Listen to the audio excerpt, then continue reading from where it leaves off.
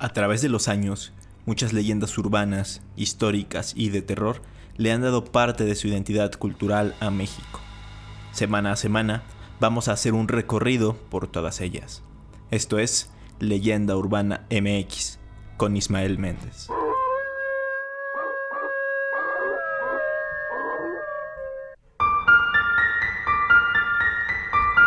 ¿Qué tal? Bienvenidos a Leyenda Urbana MX, el podcast de cada domingo enfocado a los mitos y leyendas mexicanas. Es un gusto poder saludarlos en este episodio número 25 y después de todas estas fiestas patrias. Espero que hayan tomado sus precauciones, pero sobre todo, espero que hayan comido y bebido bastante rico. La semana pasada no pude mencionar a las personas, a los nuevos miembros del canal, ya que tuve que grabar con Aníbal Santiago con bastantes días de anticipación, casi con una semana de anticipación, pero ahora sí quiero darle la bienvenida y agradecerle a Nelly Jazz y a Agustín Hernández Hernández. Un caluroso saludo para ambas y gracias por el apoyo. Recuerden que en la información del video, al lado del nombre del canal, ustedes pueden encontrar el botón para poder unirse tal cual al canal. Y también les recuerdo que mis redes sociales son Leyenda Urbana MX en Facebook e Instagram y mi página web es leyendaurbana.com.mx. Luego de que hace 8 días hablamos de un tema más enfocado a lo social, digámoslo así, ahora vamos a agarrar una racha enfocada a temas más misteriosos y paranormales, que es lo que más les gusta a ustedes. Y qué mejor que empezar que hablando de criaturas extrañas, criaturas míticas e incluso sobrenaturales, porque vamos a hablar de la criptozoología, enfocándonos como siempre, más que nada en México. Para todos aquellos que no estén muy familiarizados con el término, viene del griego criptos, zo y logos, lo que vendría siendo el estudio de los animales ocultos. Y tal cual, la criptozoología es una pseudociencia que intenta probar la existencia de animales extintos, mitológicos o folclóricos. Por lo tanto, estos supuestos animales son llamados críptidos. La invención de este término se le atribuye a un zoólogo llamado Bernard Heuvelmans, quien definió a la criptozoología como el estudio de los animales cuya existencia solo poseemos evidencia circunstancial, testimonial o bien evidencia material considerada insuficiente por la mayoría. Si bien fue un zoólogo el que empezó con toda esta corriente, debemos remarcar que es una pseudociencia y por lo tanto no tiene que ver con la biología, la antropología o la zoología como tal. Algunos de los críptidos más famosos estudiados por esta disciplina son el yeti, el pie grande, el monstruo del lago Ness, el hombre polilla, las sirenas, el kraken, en fin, todos estos animales míticos o extraños, incluso también aquellos que ya están extintos o que se cree que están extintos. Por ejemplo, se habla de que ha habido avistamientos del megalodón o hasta el tigre dientes de sable. Como es normal, al ser una pseudociencia, hay muchas críticas y principalmente porque en todos los años desde que se fundó este estudio, los criptozoólogos no han confirmado la existencia de ninguna de estas criaturas, ni siquiera han tenido pruebas contundentes o que se puedan comprobar científicamente, por lo que todo lo que tenemos se queda en testimonios, montajes, en historias. Sin embargo, estas historias sí que son muy interesantes. Es la marca del chupacabras, un monstruo sanguinario que chupa la sangre a hombres y animales para satisfacer su hambre. ¡No digan tonterías! En cuanto a México, vamos a empezar a hablar del críptido más famoso de todos. Obviamente me refiero al chupacabras. Es raro este caso porque se vio involucrado, incluso en temas políticos. A ver cómo sale, porque en redes ya me empezaron a decir prianista y otras cosas. Pero en fin, todo empieza en el año 1995. Curiosamente, el primer avistamiento de este ser no fue en México, sino en Puerto Rico. La primera persona que vio al chupacabras fue Madeleine Tolentino. Él lo describió como un ser terrorífico, parecido a un extraterrestre, que pasó frente a la ventana de su casa. Luego de eso, otros pobladores lo describieron como una criatura bípeda, o sea, que anda en 2 patas, que mide de entre 1,20 m a 1,50 m de alto, con grandes ojos, púas a lo largo de su espalda y largas garras.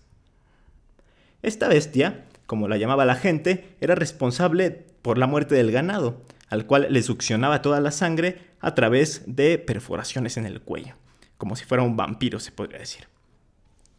Luego de que se hicieran públicos otros ataques y de que los medios comenzaran a reportar nuevas víctimas que aparecían sin sangre, la leyenda del chupacabras se empezó a volver viral. A partir de ese momento se comenzó a correr el rumor en toda la isla. Luego se hizo presente en México y, como es natural, empezó a expandirse al sur de los Estados Unidos. Luego, ya a principios del nuevo siglo, se empezó a hablar de un chupacabras diferente, ya que este no parecía alienígena, sino que más bien tenía similitudes con perros, con lobos o con coyotes. Lo describían como un animal sin pelos en la piel, que se desplazaba en 4 patas. Con esta nueva descripción, para algunos empezó a perder credibilidad la historia de la bestia que mataba cabras, vacas, ovejas y más animales domésticos, porque ya era confuso, o caminaba en 2 o en 4 patas, o tiene forma de marciano o de perro. Hay algunas teorías sobre qué es en realidad el chupacabras, pero como les dije, se ve inmiscuida en la política este asunto y en el panorama mexicano. Para esto, vámonos unos años atrás, al año 1995-1996. Durante este tiempo explotó un fenómeno. Mucha gente comenzó a reportar la aparición del críptido que comía ganado. Incluso se hablaba de que ya había víctimas humanas.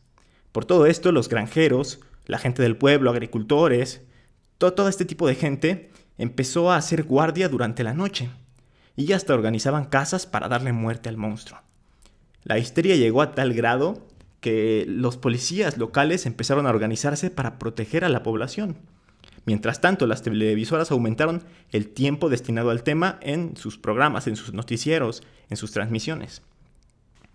Pero tras tanto escándalo, también empezaron a caer críticas. Algo ya andaba mal, ya que se decía que todo el tema del chupacabras era solamente una cortina de humo. ¿Para qué? Pues para ser un distractor de todo lo que estaba sucediendo en el gobierno de Carlos Salinas de Gortari. Desde el atentado a Colosio, cuando este último estaba en su gira política, hasta la devaluación del peso, casos de corrupción y el autoritarismo del régimen también. Este caso no hubiera sido el único, pues es bien sabido que se ocupan distracciones para desviar la atención en ciertos temas, sobre todo este tipo de temas políticos. Pero la pregunta aquí es, ¿por qué específicamente el chupacabras? Digo, de todos modos se seguían reportando avistamientos de la criatura tanto en Estados Unidos como en otros países de Latinoamérica. Pues como les comenté, ya se estaba expandiendo la leyenda. De hecho, justamente muchos criptozoólogos estaban investigando el tema en esos momentos y había teorías de lo que podría ser. Una de estas teorías dice que el chupacabras pues no era un animal raro, sino que eran coyotes sarnosos, lo cual explicaría el por qué se les suele ver atacando al ganado, ya que estos animales, cuando sufren esta enfermedad, suelen ser muy débiles y no consiguen pues atrapar a sus presas habituales. Entonces se acercan al ganado, que es muchísimo más fácil de cazar. Luego se habla de que el surgimiento de este ser fue como una especie de proto-creepypasta, como el abuelo, el antecesor de las creepypastas, y que tal cantidad de casos se debían a que la leyenda se había reproducido a través de internet. Sí, recordemos que en esos años ya empezaba a usarse por algunos usuarios domésticos, sobre todo en Estados Unidos, y que además la descripción del monstruo salió de una película llamada Especias, que se estrenó por esa época, y ahí sale un ser que comparte las características con las cuales se le describe al chupacabras. Otra teoría es que las criaturas que fueron vistas en Puerto Rico eran en realidad monos rhesus, que suelen incorporarse utilizando pues únicamente 2 patas, las patas traseras. Pero esto ya es una idea más descabellada porque pues estos monos son bastante bonitos y nada que ver con un monstruo, con una bestia de la que hablaban, que era el chupacabras. A final de cuentas, no se ha llegado a una conclusión y hasta el día de hoy se siguen mencionando casos de apariciones. Recuerdo que hace un par de años Oxlack Castro, el youtuber, hizo un video en el que según se había encontrado el cadáver de un chupacabras en Campeche, pero resultó ser solo un muñeco de una tienda en línea que vende artículos macabros. Y hubo otro igual en el que se hablaba del cadáver del chupacabras, pero al final de cuentas fue un perro o un coyote, no recuerdo bien, que estaba en proceso de descomposición. Sin duda, este críptido ha dado y creo que seguirá dando de qué hablar, y por eso es el más famoso de todo México. Del que les voy a hablar a continuación también es un clásico, aunque de forma más local. Me parece que no ha trascendido internacionalmente y sobre todo porque es más una leyenda urbana. Me refiero a la rata gigante de la Merced. Para los que no son de Ciudad de México, el mercado de la Merced es uno de los más grandes e importantes de la ciudad. Es el equivalente minorista a la central de abastos y está ubicado en el extremo oriente del centro de la ciudad, justamente en un barrio que se llama Barrio de la Merced. Bien, en ese mercado, alrededor de los años 80 se empezó a contar entre los locatarios y los clientes que un roedor de proporciones extraordinarias vagaba por las calles de la Merced y por los pasillos del mercado. Los comerciantes decían que encontraban sus productos comidos y que incluso empezaron a aparecer en las cercanías del mercado perros y gatos muertos con mordidas, también como si los hubieran roído. Hay un relato de una señora cuyo hijo estaba a punto de ser devorado por este críptido gris, peludo, con gran cola, y decían que pues roía cajas de cartón y hasta utensilios de cerámica y barro, esto de tan poderosos que tenía los dientes. Se decía que el animal tenía el tamaño de un perro grande y que además se iba a esconder a los túneles del metro. Y ya hablando del metro, pues no solo se le llegó a ver en la estación Merced o en estaciones aledañas a la línea 1, a la línea rosa, sino que también corrieron rumores de que se le podía apreciar en la oscuridad de los túneles de la línea 3, la línea que más uso yo de hecho, y es la que va de Indios Verdes a Universidad. La histeria por este roedor gigante fue tan grande que la Secretaría de Salud inició una campaña contra la fauna nociva del entonces llamado Distrito Federal, la Ciudad de México. Y se cuenta que al día siguiente aparecieron miles y miles de cadáveres de roedores en la zona, pero ninguno con las características de la rata gigante. Aquí puede que estemos ante otro caso de histeria colectiva. ¿Qué tan real puede ser una rata de dimensiones tan abismales? Me puse a googlear a ver más o menos cuáles son las dimensiones de las ratas y encontré que el tamaño máximo de una rata es de 27 centímetros y un peso de 580 gramos. También en Malasia me parece que nada más ahí hay una rata que ha llegado a pesar hasta 1,5 kilos. Que esto no es decir poco, pero está alejado a lo que se cuenta en los relatos. En marzo de 2016 salió una noticia de Londres en la que un electricista encontró una rata enorme. Según la nota pesaba 11 kilos, hay fotografía y todo. Sí se ve bastante grande, del tamaño de un gato o a lo mejor un poco más. Por igual se dijo que la foto estaba trucada y se determinó que era difícil que fuera real, sobre todo porque el electricista la está sosteniendo nada más con unas pinzas como si fuera muy fácil, y la verdad es que para un peso de 11 kilogramos tendría que estar haciendo un poco más de esfuerzo, agarrándola con las dos manos. Entonces pues por ahí se comentaba que esta foto era prácticamente irreal y que no se podía cargar de esta forma. Entonces, una teoría más apunta a que la rata gigante pudo ser un rey de las ratas. Ahí les va. El rey de las ratas es un fenómeno de entrecruzamiento de las colas de diversas ratas de un nido que aparecen cuando un cierto número de ratas que conviven en recintos de pequeñas dimensiones pueden quedar amarradas y atados irremediablemente entre sí, debido esto a la sangre, a los excrementos o a la suciedad reseca que se impregna en los rabos y se forma un nudo que es pues imposible de deshacer. Estos animales entrelazados pueden vivir y crecer juntos. Si tienen buen estómago, busquen fotos en Google para que vean a lo que me refiero. El problema aquí es que tampoco se ha comprobado que el rey de las ratas sea real, aunque muchos afirman que puede ser algo muy muy factible. Luego también, ya más exagerado, algunos empezaron a decir que no era una rata grande, sino que era un hombre rata. Pero bueno, ¿ustedes han visto ratas grandes en el metro? Yo he visto, sí, en los túneles, pero ratas regulares. Y lo que sí es que he visto cucarachas enormes, sobre todo en la línea 7, hasta parecen más bien langostas. Pero bueno, eso ya eso ya es otra historia. Este siguiente animal me llama mucho la atención, ya que proviene de una leyenda popular sumamente interesante. Es conocido como el cadejo. Este es un animal que tiene sus orígenes en la mitología maya, aunque se ha ido modificando considerablemente. Se habla de su presencia en México, Guatemala, El Salvador y de gran parte de Centroamérica, de hecho. El cadejo es un perro enorme de color blanco y ojos rojos que protege a los hombres cuando están fuera de casa a altas horas de la noche. Sin embargo, el cadejo tiene un enemigo, el cadejo negro, un ser diabólico que ataca y mata a las personas de dudosa moral. Cuando ambos, el espíritu protector y el diabólico, se encuentran, comienza una lucha entre ellos que normalmente da tiempo para la persona y que ésta pueda huir. La versión mexicana de la leyenda cuenta que el cadejo era en realidad un joven que trató de persuadir a su padre para que dejara de beber.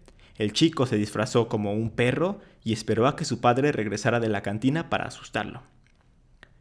Como lo digo, su padre era bastante bebedor, entonces diario salía a la cantina. Así que el ritual se repitió cada noche en el que el hombre regresaba borracho. Este señor, cansado de que el perro le asustara, decidió matarlo la siguiente vez que lo encontrara.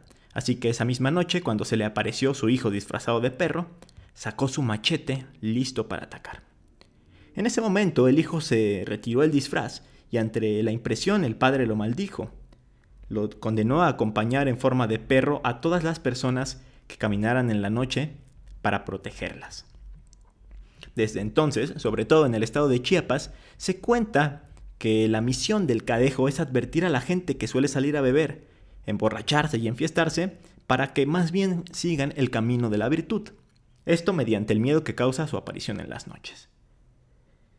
En caso de que te lo llegues a encontrar, hay que caminar cerrado, es decir, con las piernas juntas.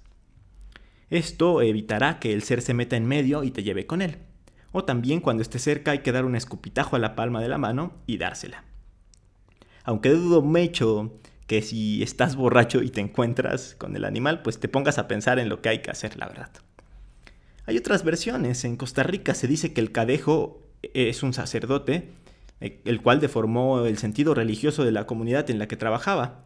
Por tal motivo, Dios lo castigó condenándolo a permanecer 100 años en la figura de un animal.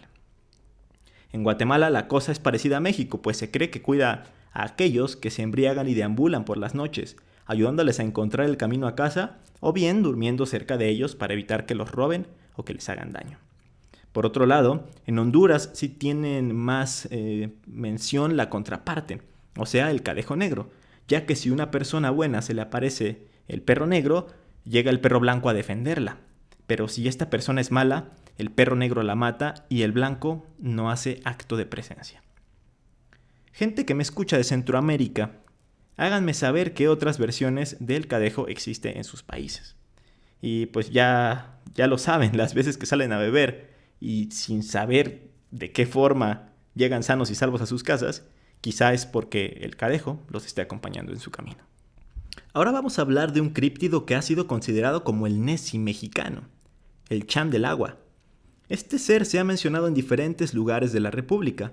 Al menos en lo que estuve investigando vi que se ha divisado en Querétaro, Aguascalientes, Guanajuato y Jalisco. Pero al parecer en todos los sitios donde hay lagos o ríos grandes ha tenido presencia. ¿Pero qué es el Chan del Agua? Es un ser que según las descripciones es mitad hombre, mitad lagarto, o tal cual un lagarto antropomorfo. En la creencia popular este mítico personaje es el guardián de los lagos. En los testimonios el Chan del Agua asesinaba sin piedad a todos aquellos que no respetaran las aguas, los asfixiaba y les dejaba unas marcas muy peculiares alrededor del cuello proveniente de sus escamas. Por otro lado, específicamente en Aguascalientes, también se decía que el Chan del Agua atraía a las mujeres que se bañaban en las aguas del río San Pedro y las embarazaba. En consecuencia, a los 9 meses daban a luz a un bebé, cuya paternidad se le atribuía al Chan del Agua. Y esto es muy curioso, porque se dice que este es el origen del apellido Chan del Agua, que no es broma si existe o existía el apellido. En este caso específico, sí se supo la realidad, o eso es lo que cuentan, y es que antes en un cruce de ese río, del río San Pedro, se formaba un charco grande, conocido como el Campero. Ahí los soldados llevaban a sus caballos a tomar agua y a bañarlos. Entonces los soldados que bañaban a sus caballos ahí aprovechaban también para estar con las chicas que se escapaban para pasar unos momentos en su compañía. Pero de todas formas, muchos pobladores consideran que el Chan del Agua es real y que aún merodea en los alrededores del río en espera de alguien para asfixiarlo con sus manos escamosas. El lugar en donde sí varía más la versión es en Sinaloa. Ahí los pobladores de las comunidades del sur del estado tienen la creencia de que el Chan del Agua es el dueño de las almas pecadoras de niños que no han sido bautizados. Esto debido a una historia que ocurrió a principios de la década de los 90, cuando Chuyita, una niña de 9 años de edad, se perdió en medio del arroyo Juana Gómez, al seguir supuestamente al Chan del Agua, ya que una noche cuando todos dormían, una luz apareció en el arroyo. Chuyita despertó y al abrir sus ojos miró una sombra que le decía que la siguiera y le apuntaba hacia el cauce del arroyo. ¿Ustedes conocían a esta criatura acuática? Hablando justamente de seres del agua, este último también se relaciona con el elemento vital, aunque sí está más enfocado a la mitología mexica y no sé qué tanto se puede considerar dentro de la criptozoología actual. Estoy hablando del Ahuizotl. El nombre de Ahuizotl se traduce como el espinoso del agua o como perro del agua. De hecho, en muchas representaciones aparece mediante la imagen de un perro con un chorro de agua sobre su lomo. La descripción que se conoce en la actualidad fue hecha por los informantes de Fray Bernardino de Sahagún, ya saben, en su Historia General de las Cosas de la Nueva España, y dice más o menos así. Es tamaño como de un perrillo. Tiene el pelo muy lense y pequeño. Tiene las orejitas pequeñas y puntiagudas. Tiene el cuerpo negro y muy liso. Tiene la cola larga y en el cabo de la cola una como mano de persona. Tiene pies y manos, y las manos y pies como de mona. Habita este animal en los profundos manantiales de las aguas. Contaban que atrapaba a aquellos que se acercaban a las charcas y ríos en donde habitaba. Sus presas eran ahogadas. Se cree que el ataque de este ser estaba al servicio de las divinidades de la lluvia. Era como un empleado de Tlaloc, se podría decir, lo que supone que los dioses habían elegido antes a la víctima para que su alma fuera transportada al Mictlán. Los cuerpos de las víctimas aparecían 3 días después, sin ojos, sin uñas y sin dientes, mismos que habían sido arrancados por la criatura en una caverna subacuática. Los únicos que podían tocar el cadáver eran los sacerdotes, esto debido al interés de los dioses en el alma de esa persona. La criatura atraía a la gente con un sonido que se asemejaba mucho al llanto de un bebé o bien causaba remolinos que expulsaban fuera del agua a peces y ranas, por lo que sus principales víctimas resultaban ser pescadores.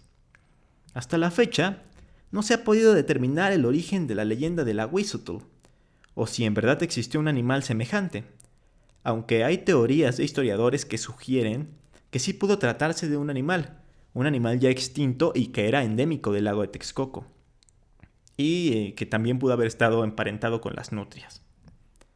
Lo que sí es una realidad es que hubo un gobernante mexica conocido como Ahuizotl. Fue antecesor de Moctezuma Xocoyotzin y se distinguió por encarnar las cualidades del animal mítico. Logró expandir los dominios del imperio como ningún otro. Ya hablamos de él hace algunos episodios, lo hablé con Víctor del canal A Patín por México, y bueno, pues sí, ahí también mencionamos que gracias a su agresividad, a ser un gran combatiente, pudo someter a más de 45 pueblos, esto desde la Huasteca hasta Guatemala. Y al igual que el animal, Ahuizotl, capturaba prisioneros para sacrificarlos a los dioses. Como curiosidad, uno de los 2 famosos indios verdes que están ubicados al norte de la Ciudad de México justamente es el Tlatoani Ahuizotl.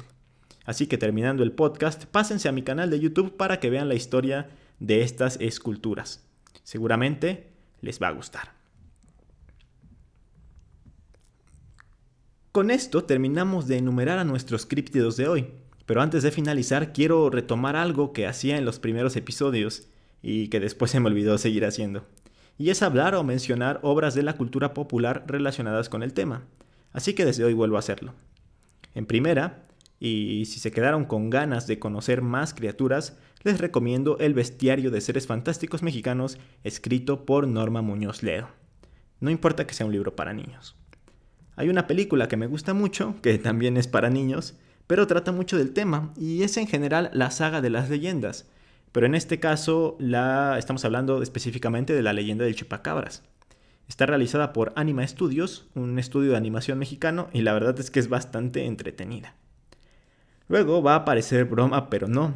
Ensamble Comics hizo una historia gráfica, un cómic tal cual, que se llama Cristóbal el Brujo contra la Rata de la Merced. Estaría curioso conseguirlo para ver qué tal está. Esto también es más una curiosidad, pero encontré que en un episodio de My Little Pony sale el Aguisutul encarnando el papel de un villano. Y ya por último, hay una película que se llama Cuentos y Leyendas de Honduras, en la que se representa al Cadejo. Hay una representación de la leyenda dentro de esa película. Estas son algunas ideas para que puedan ampliar la información del episodio. Y pues mientras ven alguna y me dejan sus comentarios, yo me despido. Espero que les haya gustado mucho este episodio. Y no se olviden de que el próximo domingo tenemos una cita aquí en Leyenda Urbana MX. Mi nombre es Ismael Méndez y hasta la próxima.